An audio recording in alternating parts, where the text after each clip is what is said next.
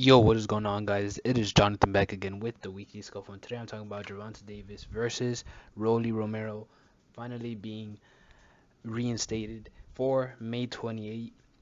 This fight was supposed to happen a couple months ago, but as we all know, Rolly got into some legal situations, and then after that, Ro- Gervonta ended up fighting Isaac Cruz, who actually showed him a challenge, which a lot of people weren't expecting. It gave Gervonta a test that many people didn't think was going to happen because, there was this kind of sense that Gervonta hasn't been fighting these top guys, which he hasn't. But at the same time, Isaac came to win that fight. The Pitbull showed why his name is the Pitbull. He had fight in him. Showtime, I believe, is still there, is still his promoter, and they have him going against Gamboa, I believe, in an upcoming bout.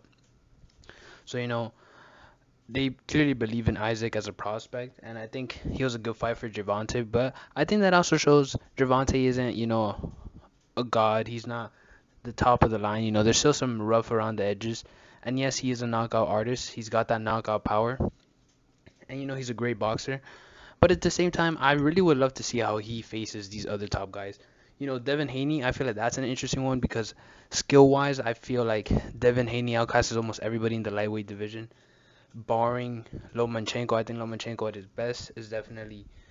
I don't think I don't think he's more skilled than Haney, but I think his skills combined with his strength could potentially give Haney problems. Well, Haney, I feel, is just out of the 135 guys, including Teofimo Lopez, even though he's at 140 now. I feel like Devin's skill is just above all the others. But I do think he lacks in power where the others are very proficient in that stance, including Ryan Garcia, Teofimo Lopez, and Gervonta Davis.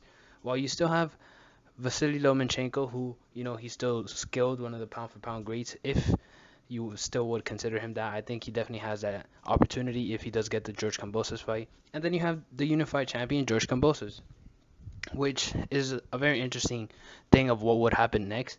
I believe the zone is trying to lure Kambosos in with the opportunity of fighting Haney if Lomachenko can't fight it, because we know what's happening with Lomachenko.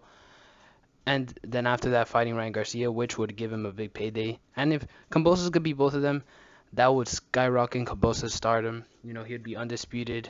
It would actually be undisputed this time. And, he would have two massive super fights. And then afterwards, you'd think if he were to beat those two guys, he could definitely fight Gervonta.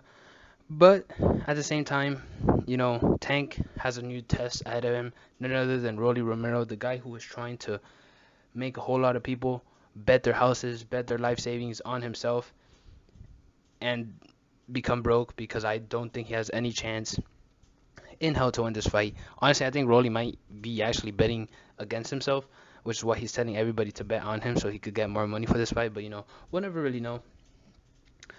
But I do think Rolly does present a danger factor. I do think that Rolly is kind of like a he's a I wouldn't call him a C-level fighter. I think he's not the most polished guy. He's a big dude. He's bigger than Gervonta, and he's got some talent. His style is a bit unorthodox. He's a very brawly guy. He's not a pure boxer. He's gonna go in there and fight you.